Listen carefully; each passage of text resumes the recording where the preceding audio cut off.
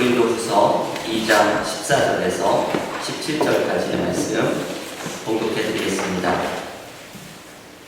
항상 우리를 그리스도 안에서 이기게 하시고 우리로 말미암아 각처에서 그리스도를 아는 냄새를 나타내시는 하나님께 감사하노라. 우리는 구원받는 자들에게나 망하는 자들에게나 하나님 앞에서 그리스도의 향기니 이 사람에게는 사망으로부터 사망에 이르는 냄새요, 저 사람에게는 생명으로부터 생명에 이르는 냄새라. 누가 이 일을 감당하리요? 우리는 수많은 사람들처럼 하나님의 말씀을 혼잡하게 하지 아니하고 곧 순전함으로 하나님께 바른 것 같이 하나님 앞에서와 그리스도 안에서 말하노라. 여기 아침에 나오는데 날씨가 이렇게 밖이 너무 밝아서 깜짝 놀랐어요.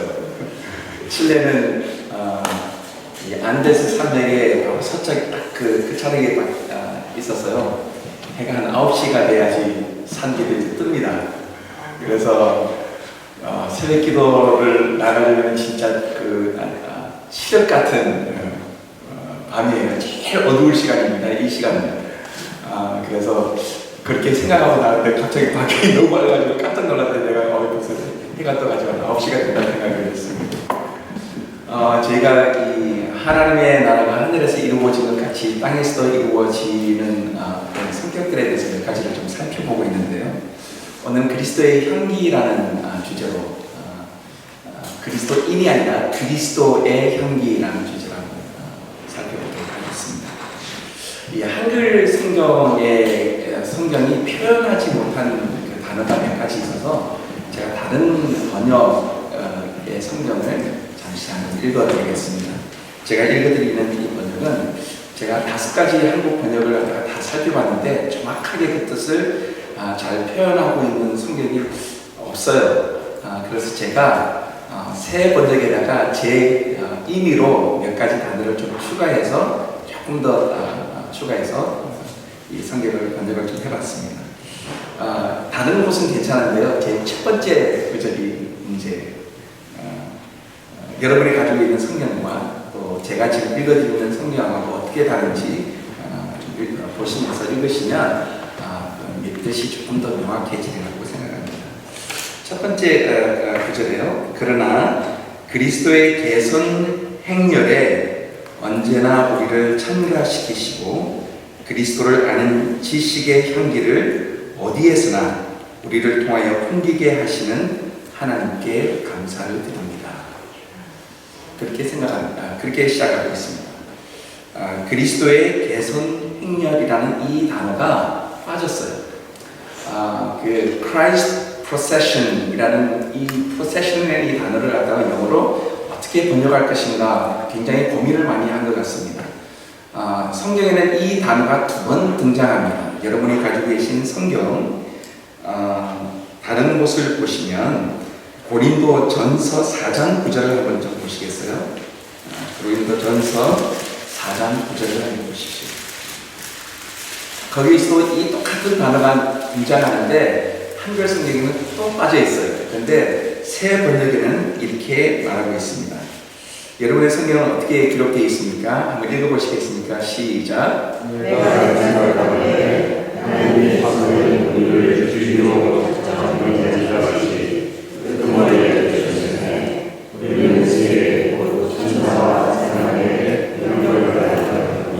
그 끄트머리가 어떤 끄트머리입니까? 여기 또 그 단어가 빠져 있어요. 제가 읽어드리겠습니다. 내가 생각하는데 하나님이 사도인 우리를 죽이기로 작정된 자 같이 개선 행렬의 끄트머리에 두셨으며, 여기 또 개선 행렬이라는 단어가 빠져 있어요. 이 Christ procession이라는 단어가 빠져 있습니다. 왜 이 단어가 그렇게 중요하냐면요, 오늘 그리스도의 향기를 해석하는데 그렇게 중요한 단어예요. 로마 시대를 살고 있던 그리스도인들에게서는 이 개선 행렬이라는 이 프레이드죠, 그 말이요. 이 프레이드가 굉장히 익숙한 그 당시에 이 시서의 군대가 어떤 땅을 정복하게 되면요, 그 정복한 그 땅에서 탈취한 탈취물들이 있지 않습니까? 그것을 가지고 와요. 그래서 제일 먼저 앞에 그 제너럴 시저의 장군이 먼저 들어가고요. 그 다음에 중요한 요직에 있는 그 장군들이 말을 타고 들어가고요. 그 다음에 누가 갑니까? 기마병이 지나가고요. 그 다음에 또 누가 갈까요? 보병들이 지나가고요. 그 다음에 보병들이 지나가면 그 다음에 또 뭐가 있을까요? 자기가 노력한 땅에서 얻은 탈취물들 계속 지나가죠. 탈취물들을 가지고 들어갑니다. 그리고 맨 마지막에 누가 들어갑니까? 노예들. 맨 마지막에 노예들이 들어가요. 그래서 이 노예들이 딱 들어가면 노예들이 다 이렇게 묶여서 들어가는데 그 끄트머리에 또 누가 갑니까? 노예 끄트머리에 그 땅의 장수들, 그러니까 노력한 땅에서 장수들, 리더들 있죠? 이 사람들은 어떻게 됩니까? 돌아오면 다 죽어요. 그 끄트머리에 이 장수들이 들어가요. 그러면 개선 장군들이 개선 행렬이 끝나면 그 당시에 로마의 주피터 신전, 승리의 신전이죠. 가장 화려하고 가장 놀라운 그 신전에 가서 향을 피웁니다. 승리의 향이죠. 그 향을 피우면 사람들이 환호를 합니다. 그 냄새를 맡으면서. 그것은 어떤 그 냄새일까요? 우리가 승리했다. 그래서 신께 감사한다라는 제사의 어떤 표현으로 주피터 신전에서 향을 피웁니다. 자, 그러면 오늘 읽은 이 말씀을 한번 다시 한번 제가 읽어드린 이 상황을 생각하시면서 다시 한번 읽어보십시오.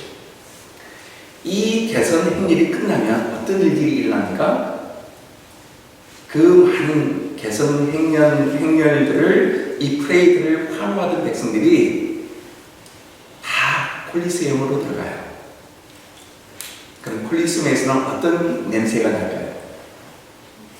죽음의 냄새가 납니다. 누가 죽어요? 사로잡아놓은 노예들, 그 땅의 장수들을, 우리 글래디에이터라는 영화 보셨죠? 전투사들 서로 죽이게 하고요, 맹수를 풀어놓고요, 그리고 화형을 합니다. 그러면 콜리세움에 모인 그 수많은 군중들이 그 콜리세움에서 나는 그 피비린내 나는 그 냄새를 맡으면서 뭡니까? 엑스타시를 느껴요. 그러면서 환호하고 그냥 그 소리를 지르고 기뻐합니다. 그 죽음을. 제가 다시 한번 이 상황을 설명해 드리는 것을 가지고 성경을 다시 한번 읽을 테니까 그 상황을 생각하시면서 다시 한번 생각해 보십시오. 그러나 그리스도의 개선 행렬에 언제나 우리를 참가시키시고 그리스도를 아는 지식의 향기를 어디에서나 우리를 통하여 풍기게 하시는 하나님께 감사를 드립니다. 우리는 구원을 얻는 사람들 가운데서나 멸망을 당하는 사람들 가운데서나 하나님께 바치는 그리스도의 향기입니다. 좋은 향기일 것 같습니까? 어떤 향기일 것 같습니까? 저는 이 구절을 읽을 때마다 섬뜩섬뜩해요. 이 개선 행렬에는 두 개의 냄새가 나타난다고 말했습니다. 하나는 자기 신께 올려드리는 승리의 향이고요. 또 하나는 그 바로 직후에 콜리세움에서 나오게 될 이 죽음의 냄새입니다.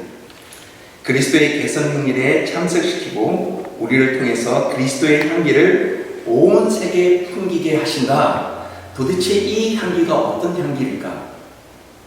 그러니까는 바울은 하나님께 감사한 게 이 개선 행렬을 제3자의 입장에서 바라보게 참석시키게 하시는 하나님께 감사한다. 그렇게 말하면서 우리를 초대합니다. 와서 우리를 봐라. 그럼 여기에서 누구의 냄새가 이 두 냄새 중에서 가지고 있는, 그리스도인들이 가지고 있는 냄새일까요?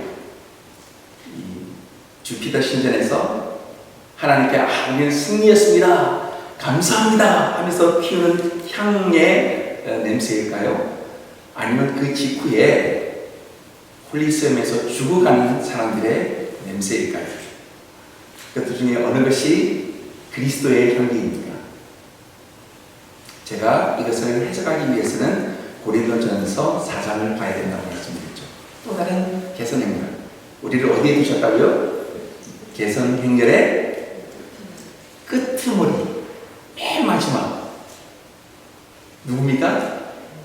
이 세상에 사로잡힌 왕들, 다스리는 사람들, 이 사람들이 어떻게 되죠? 이제 우리는 어떻게 되죠?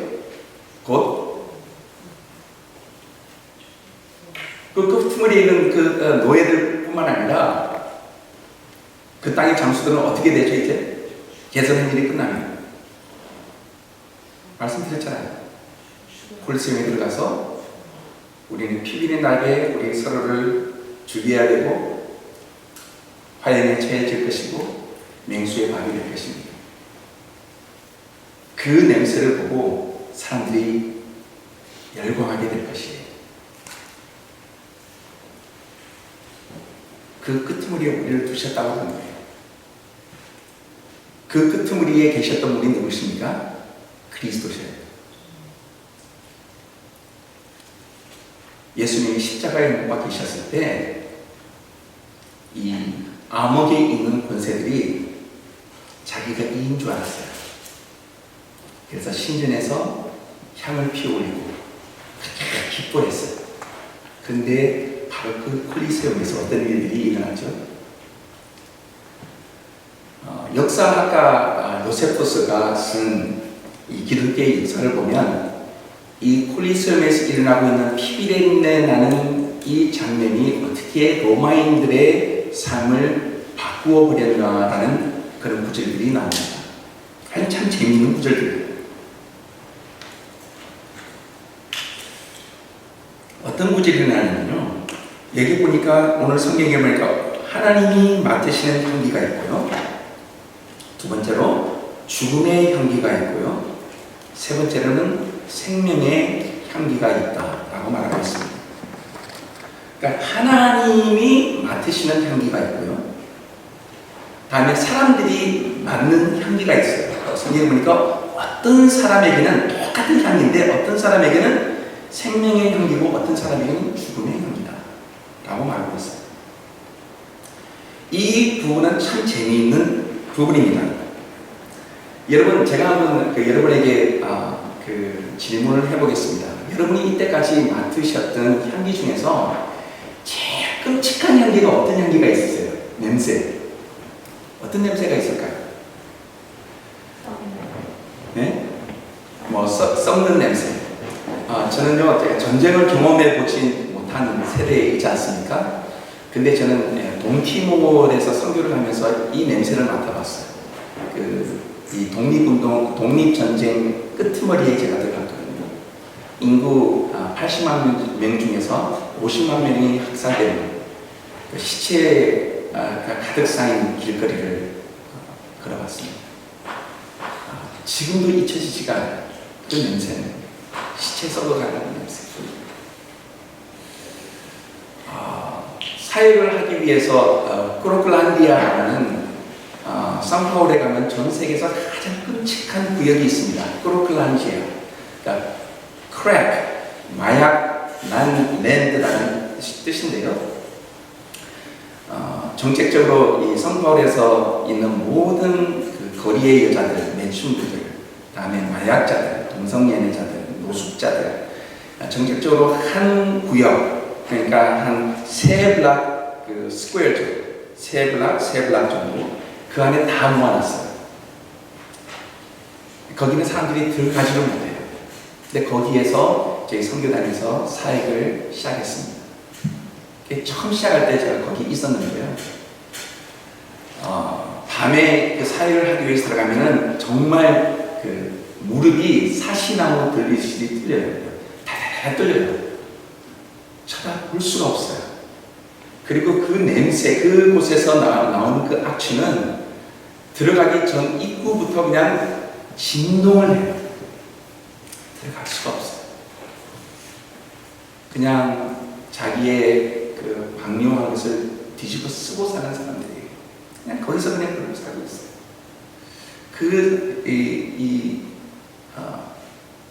냄새나 그 상황은 어떻게 감당을 못합니다.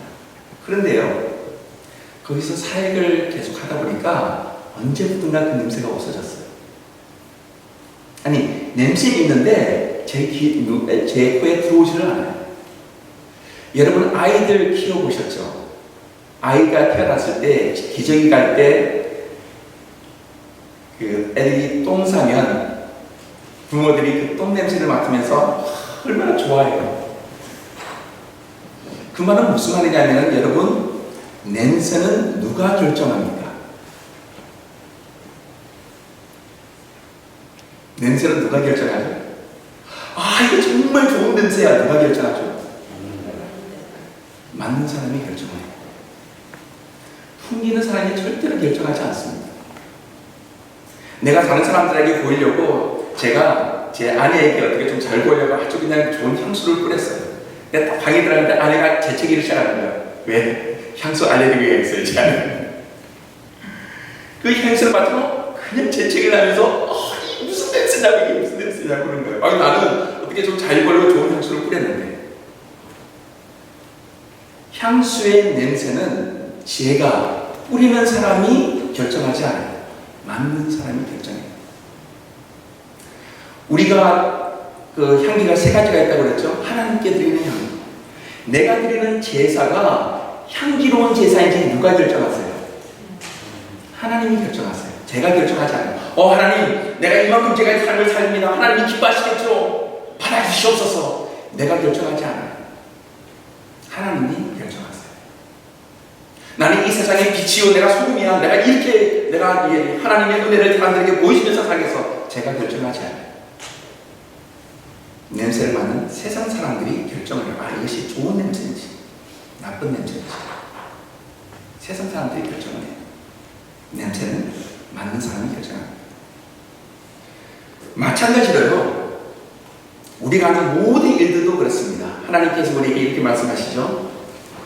너는 몸과 마음과 뜻과 정성을 다해서 하나님을 사랑하라.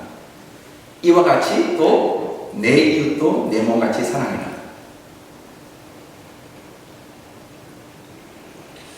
내가 하나님을 향해서 몸과 마음과 뜻과 정성을 다해서 사랑하는지 누가 결정합니까? 누가 아시죠? 하나님이 아세요.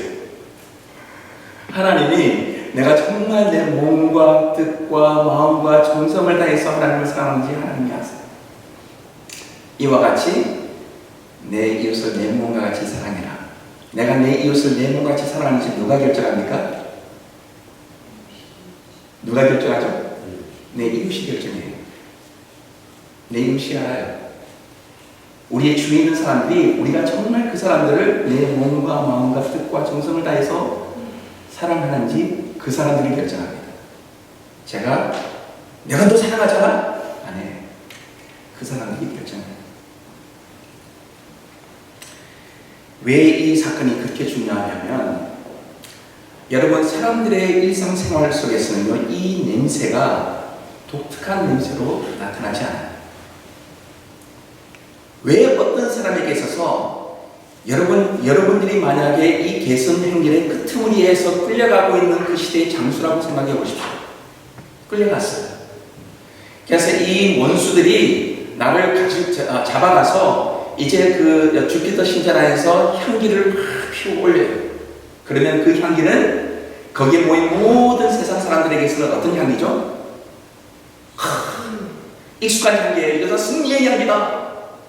그 향기를 맡는 순간 여러분은 이제 어떻게 느끼죠? 나는 이제 죽었다. 내가 이제 죽는 시작이구나.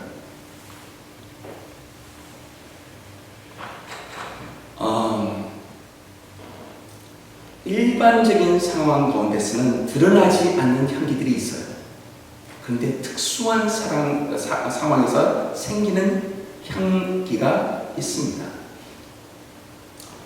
아주 당연한 상황들이에요. 그것은 그 요한 요세푸스가 이렇게 설명을 했는데 제가 깜짝 놀랐어요. 당연 같은 상황입니다.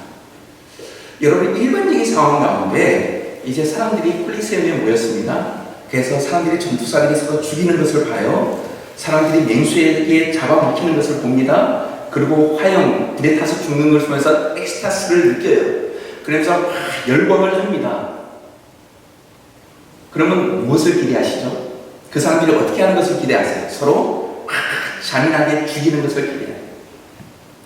그렇게 맹수에게 쫓겨가면서 나 살려라 그냥 울부짖고 막 그냥 소리 지르면서 도망가는 것을 기대를 해요. 그리고 화형에 자기 몸이 불에 타면서 비명을 지르면서 그냥 저주하고 욕하고 막 그렇게 처참하게 죽어가는 것을 사람들이 기대를 해요.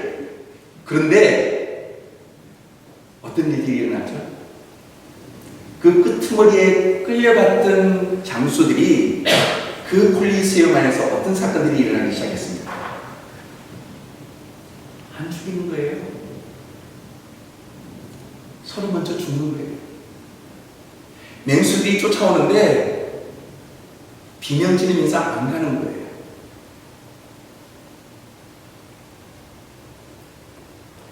불에 타서 죽는데 찬양을 하는 거예요.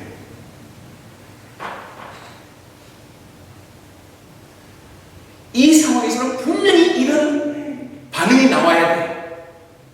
그것이 우리에게 익숙한 냄새, 그것이 지금 이 승리에 들떠 있는 사람들이 콜리세움에서 기대하는 냄새, 이런 상황에서는 모든 사람들이 이렇게 할 거예요. 이렇게 반응할 거예요. 그것을 기대하면서 거기 간 거예요. 돈을 주고 보러 간 거예요. 그 경기를 보기 위해서, 그 상황을 보기 위해서 엄청난 값을 주고 들어왔는데 이게 웬 거예요?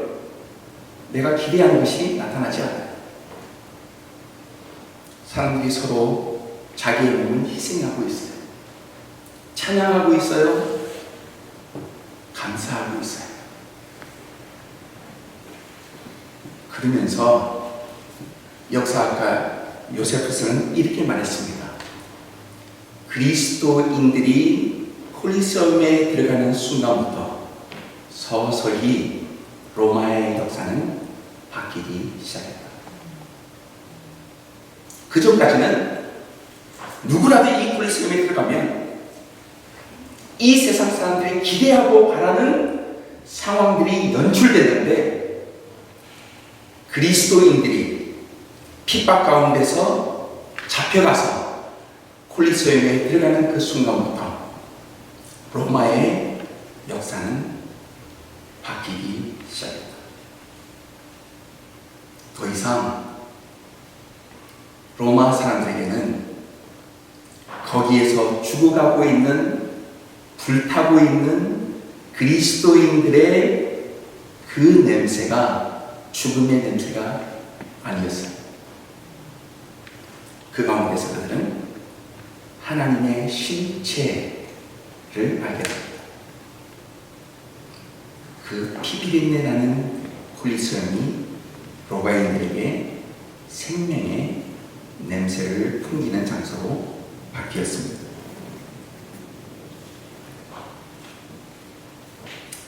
참 재미있는 상황이 있었습니다.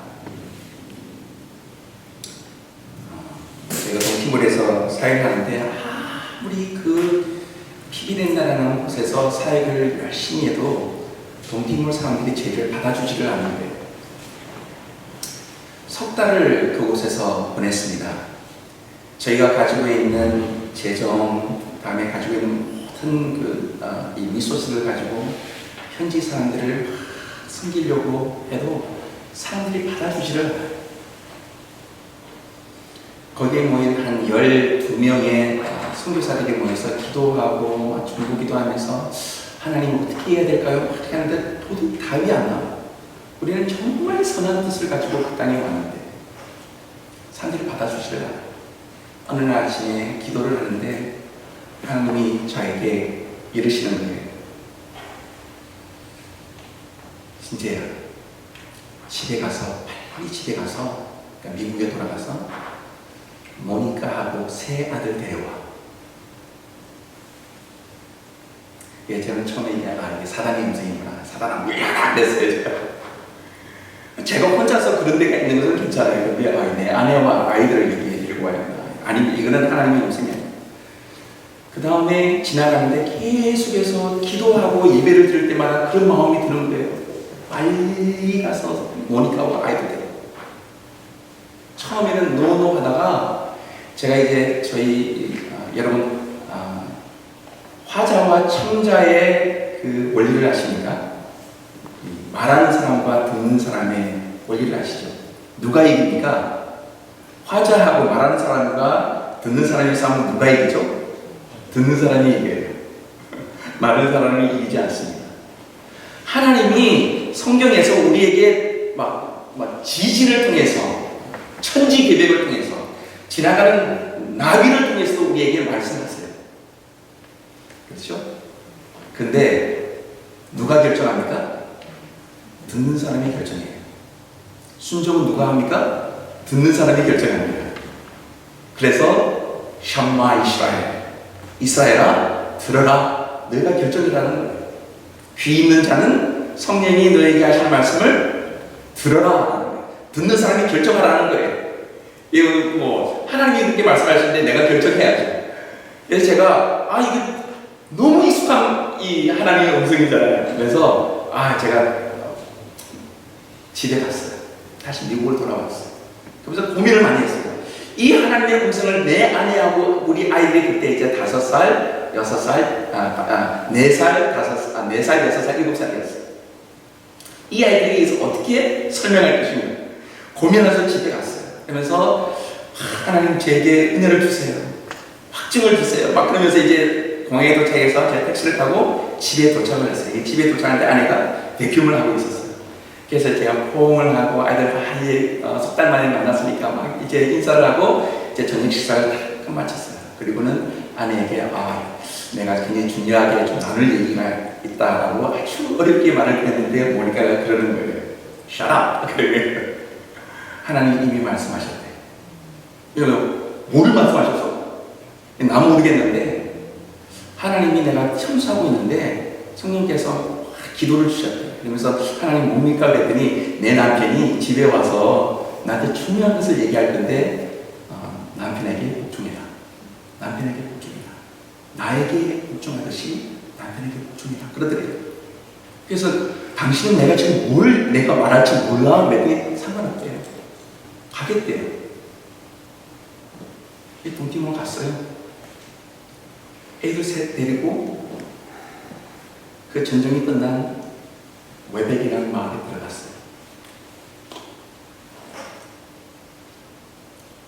거기서 3년 사역을 하는데 제 사역이 어떤 사역인지 아세요? 이거였어요. 울지마. 먹을 게 없죠. 마실 물이 없었죠. 집들은 다 붙어가지고 텐트에서 살았어요. 그래서 뒤로 하고 아직도 기억이 나요. 이제 3일이 걸려서 동티면에 도착해서 버스를 타고 6시간, 걸어서 2시간 저희가 사역하는 그 웨벨 마을에 들어갔어요. 석 달 동안 사람들이 문을 열어주지 않아요. 마을에 웨벨을 딱 들어가는데 어떤 소년 한 명이 저희를 딱 보더니 뛰어가면서 그 새벽을 깨웠어요. 아이들 파밀리아 그런 거예요. 가정이 온다. 가족이 온다. 가족이 온다. 저는 그게 무슨 뜻인지 몰랐어요. 나중에 알았는데요. 이 사람들이 우리가 싫었을까 아니라 이해를 못하겠어요. 전쟁이 끝나서 이 동양 사고방식이기 때문에 모든 사람이 동양적 사고방식을 가지고 있어요. 가부장 제도예요. 남자가 중요해요. 근데 남자들은 다 전쟁터에 가서 죽었어요. 여자들하고 아이들만 남았어요. 선교사들은 다 남자였어요. 남자들 12명이 앉아서 같이 살고 있는데 가족이 안 보여. 아내도 없어, 애들도 없어. 이 무슨 집단이야 이게. 근데 와가지고 자기 집에 오겠대. 외간 남자를 여러분이 받아들일 수 있습니까? 없어요? 절대 안 되죠. 이 사람이 이해가 안 되는 거예요. 그런데 어느 날 누가 나타났어요? 아내가 나타났어요. 아이들이 나타난 거예요. 저희 성교부에 앉아있으면 아침에 있었으면 아침에 여자들이 몰려오는 거예요. 그러면서 누구를 찾겠어요? 모니까 찾는 거예요.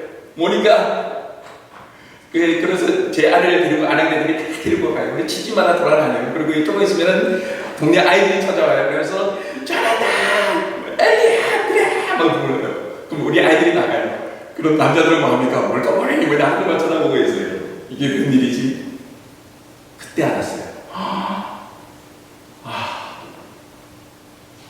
그 여거를 지어갈 이 미친놈의 목소리, 이 하나님의 음성. 이게 이렇다.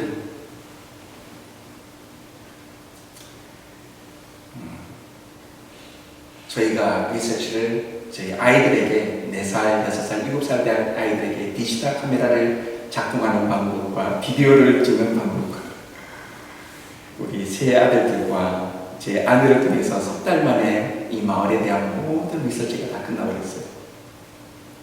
그래서 복음이 전파돼서 지금은 동티몰에서 가장 이상적인 마음이 나라에서 훈장까지 받았어요. 근데 재미있는 거는요, 제가 들어오면서 사역을 끝마치고 돌아오면서 읽었던 말씀이에요. 제가 여러분에게 이 말씀을 읽어드리면서 마치겠습니다. 빌립보서 2장에 있는 말씀입니다. 여러분 많이 아시는 말씀입니다. 여러분 안에 이 마음을 품으십시오. 그것은 곧 그리스도 예수의 마음이기도 합니다. 그는 하나님의 모습을 지니셨으나 하나님과 동등됨을 당연하게 생각하지 않으시고 오히려 자기를 비워서 종의 모습을 취하시고 사람과 같이 되셨습니다. 그는 사람의 모양으로 나타나셔서 자기를 낮추시고 죽기까지 순종하셨으니 곧 십자가에 죽으셨습니다. 이것이 누가 한 일입니까? 예수님이 한 일이에요. 예수님의 결정이었어요. 근데 그 다음에 뭐라고 나오냐면 하나님이 결정하세요. 그 예수님의 순종 결정을 딱 보고 하나님이 결정을 하셨어요. 뭐라고 말하시냐면 그러므로 하나님께서, 이거 하나님의 결정이죠, 그를 지극히 높이시고 모든 이름 위에 뛰어난 이름을 그에게 주셨습니다. 하나님의 결정이었어요. 그 다음에 누구 결정이 나오는지 아시겠습니까? 세상이 결정이 나옵니다. 세상이 어떻게 하기를 결정합니까? 자기의 모든 무릎을 꿇고 그분이, 그 예수가 우리의 주인이다 고백하게 하셨습니다.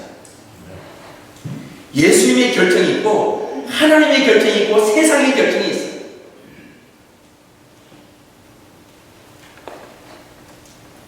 이 세상 사람들이 기대하고 있는 상황 가운데서, 기대하고 있는 반응 가운데서 우리가 취할 수 있는 우리의 권리들을 포기할 때,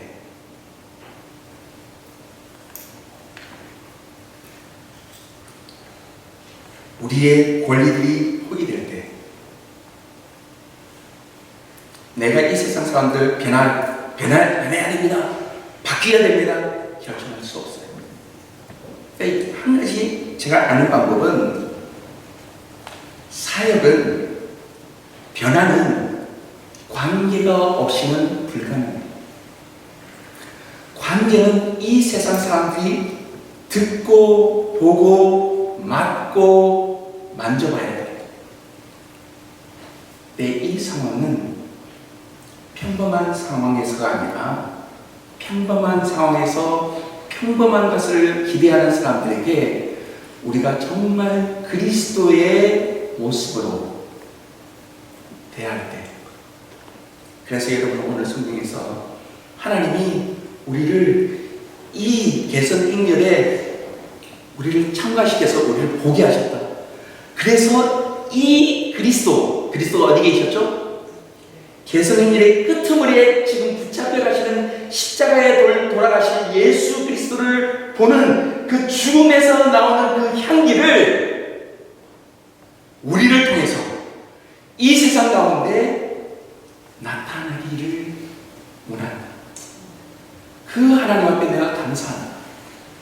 이것이 자기의 야심과 자기의 기대를 뛰어넘어서 하나님이 자기를 선교사가 아니고 복음을 전하는 사람이 아니라 죄수로 로마로 이끌어 가시는 하나님 앞에 드리는 바울의 감사 기도예요. 하나님 감사합니다. 이건 내 방법 아니지만 나는 선교사로 로마에 가기로 했지만 죄수로 끌려가서 그곳에서 부참히 사형을 받아서 죽어가는 바울이 하나님 앞에 드리는 감사였어요. 이 개성행렬에 참가해서 봐서 나도 이렇게 살아야 되는구나. 내가 이렇게 나의 권리를 포기해야 되는구나. 이 세상이 변화시키는 것은 나의 결정이 아니고 세상의 결정입니다. 그것은 하나님의 결정입니다. 우리가 가지고 있는 삶의 모든 여건 가운데서 오늘 하루 이 개성행렬의 그 틈머리에서 붙잡혀 가시던 그 예수 그리스도의 죽음의 향기가 오늘 우리의 모든 삶과 관계들과 또 우리의 일들을 통해서 이 세상 사람들에게 표현되어졌으면 참 좋겠어요. 그것이 오늘 저와 여러분에게 주시는 하나님의 은혜가 되기를 주님의 이름으로 축원합니다.